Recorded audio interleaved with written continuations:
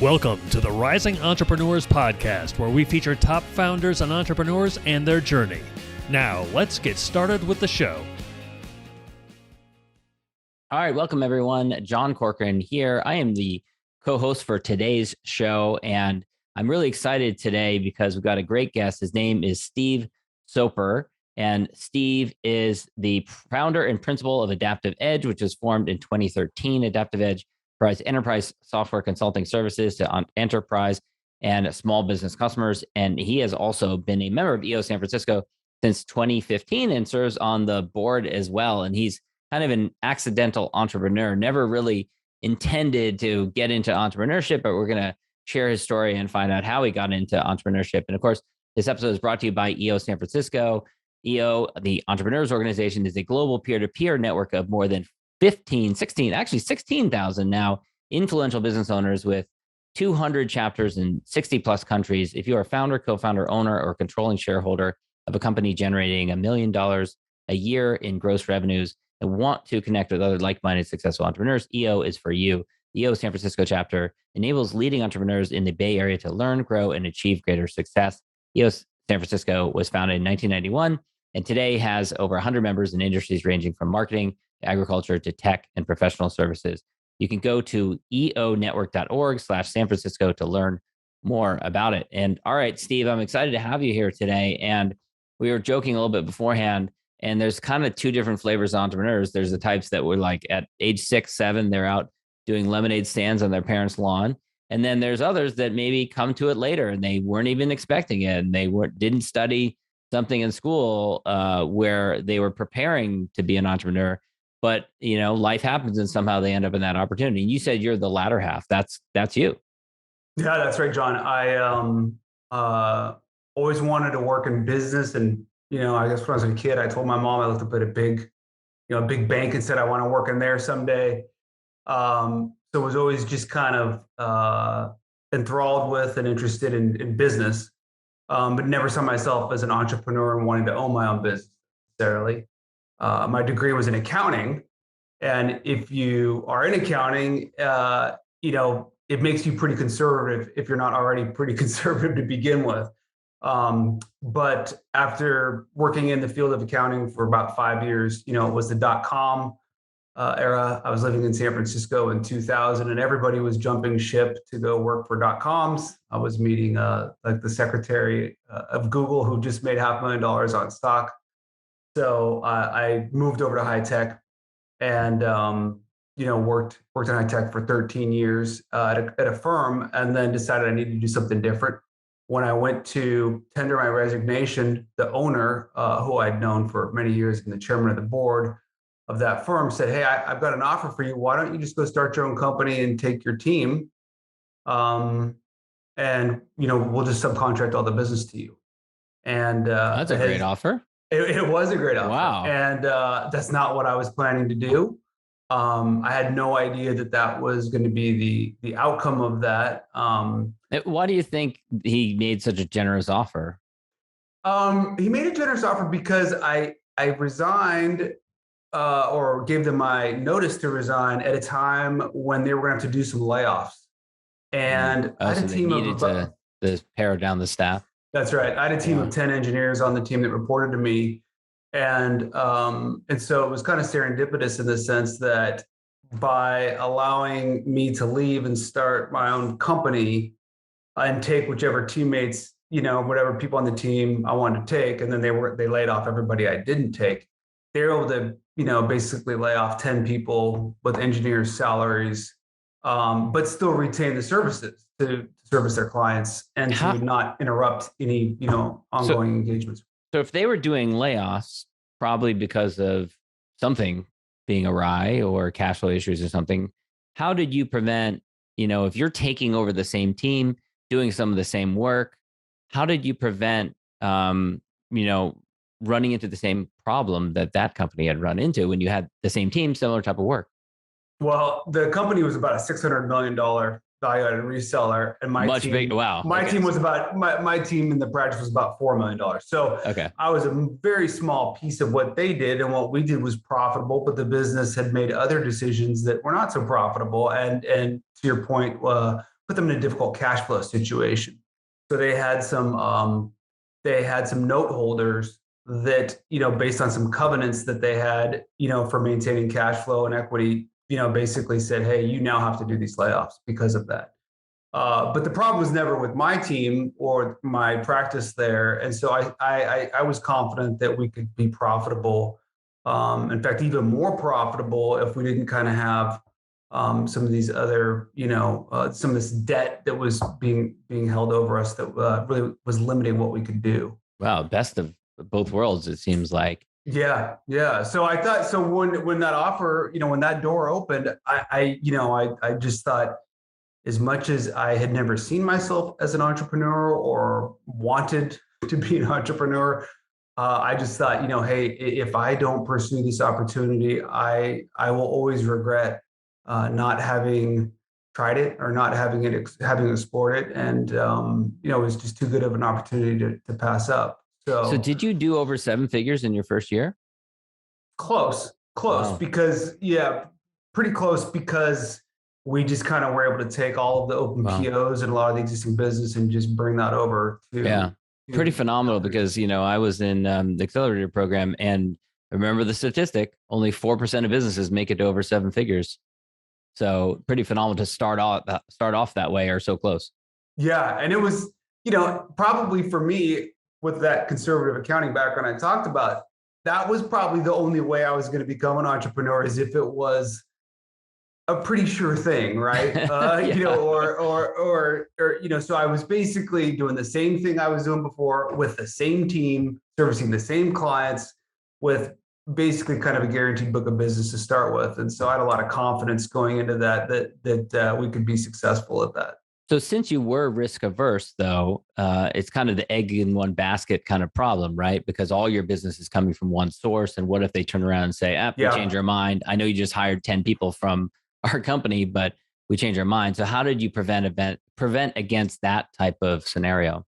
Well, I was very conscious of that, because our first year business, all of our business came from that one partner. Obviously, that was a huge risk. So we worked hard in subsequent years to sort of wean ourselves off of them, but more importantly, to bring on other partners and get other lines of business going. And in fact, that company 3 years ago was purchased by a UK-based company that's publicly traded. And we're still doing some work for them. But the point being that, it's never good to have too many eggs in one basket. Right. And by every year, our business with them stepped down to, I think, last year they were less than 10% of our overall revenue. So we've been able to mitigate that over time. Yeah. Fortunately, they were stable enough to get us through a few years to allow us the time to do that. Which was great to have some kind of whale client like that early on, help you get stabilized and then establish those other, lead sources or clients. And I think a lot of entrepreneurs have a similar story like that, that I've heard, where they had a really big client and they knew that if they could pivot to their own company and service that client, it would give them the foundation they needed and the springboard to then expand from there. But a lot of cases, I think, that one big client is kind of what you have to start off with in many cases. Speaking of the eggs in one basket metaphor, to take it too far, you specialize in Microsoft software. What's the thinking around that? Just having one type of software that you specialize in, because there's always that tension between, do we do this one thing really well, or do we offer other types of services or work with other types of software? Yeah. Great question. For the first 10 years that I was at the firm that I was at previous, from 2000 to 2010, I led an Oracle practice. So for many years, I really did all Oracle, which is kind of funny because Oracle and Microsoft are big competitors, obviously. And so there was a lot of, philosophical sort of like elitism at Oracle about how they were better than Microsoft, et cetera. At the end of the day, I don't really care about that, though. What I want and what I enjoy doing, and I think what our team enjoys doing, is coming up with and helping find solutions that help businesses collaborate, help them improve their security and compliance, and help to build business solutions that make people's lives better, easier, increase profitability, and help them in turn service their clients. And so at the end of the day, I don't really care which tool that is per se. It's more just about what is at the time the most effective tool that allows us to do that. And obviously, Microsoft is a massive company with a huge amount of tools. I really liked their CEO over the last few years, who's really changed everything and has made the company a cloud-first company. And I think they've done a really good job of building products that really enable us to customize and tweak and modify those implementations to really be successful for different kinds of clients in different industries, and to really meet and understand their business objectives, and then customize the solutions so that it really works well for them and can be actually a competitive advantage for them and intellectual property. Now, you started your company in 2013, joined the EO San Francisco chapter around 2015, so a couple of years later. What happened in that period of time? Were there big challenges? Was there any near-death experiences with the company? What drew you to join an organization to get that kind of support? Yeah, I had a minority business partner at the time, and that was causing me a lot of challenges, and I needed some outside influence regarding that.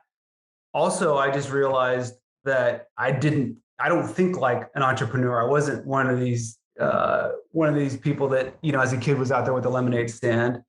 And I needed to be around other people that had faced similar challenges. I needed to be around people who thought differently than I did and could push me and challenge me and inspire me to do things that don't come naturally to me or easily to me. And I just needed a group to influence that. I had a really good friend of mine who was a CEO at another company in North Carolina, and he recommended EO. Spoke very highly of EO. So, that was kind of how I heard about it. And it's been great. But, I really just needed to increase, my vision and expand my influence, and, and be around other people who had either experienced solving some of these issues or just came to the problems and challenges of being an entrepreneur with a different mindset that I had, that I didn't naturally have. And I want to try to build more of that entrepreneur mindset. And I think the only way to do that is to be around other entrepreneurs. Yeah. And then I know that a couple of years ago, maybe a year ago or something like that, you decided to get involved in the board.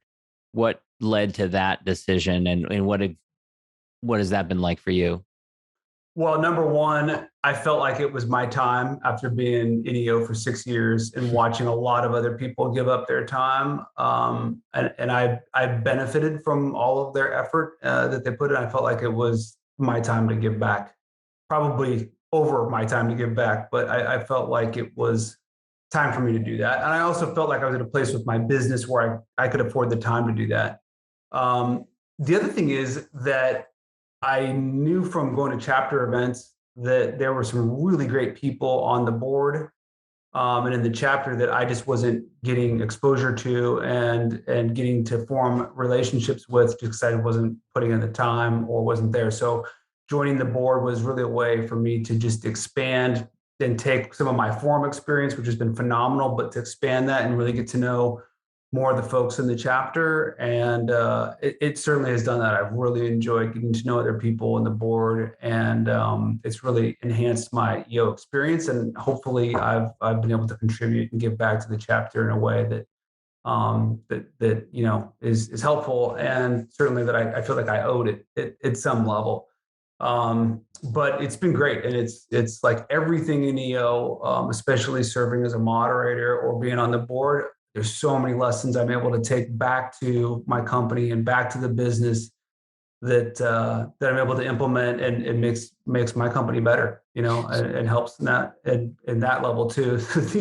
All of these learnings, they all transfer, to different places, which is great. So your role on the board, you're involved in recruiting. So Yep. give us your best sales pitch. So if someone's listening to this, hasn't joined the chapter, thinking about joining the chapter, give it to me. I just like to say that EO speaks to the entrepreneur holistically, not just about business challenges, but also about community, personal, and all facets of entrepreneurship, which anybody that's an entrepreneur knows the lines are not clean. It's not like shut your computer off at 5 o'clock and you can just stop thinking about it. So I think talking about all of the aspects of VO that really address holistically what it's like to be an entrepreneur and what that means, not just for running a business, but what does that mean for your personal life and your personal well-being? What does that mean for your relationships, et cetera? And then I just talk about just the breadth of VO and how much there's to learn from and to benefit from global events that are held all over the world in really cool locations with fantastic presenters, down to regional events where you get to know people throughout the whole region, down to your chapter events and down to your forum, as well as my EO events, based on interest, where you can connect with people all over the globe based on shared interests.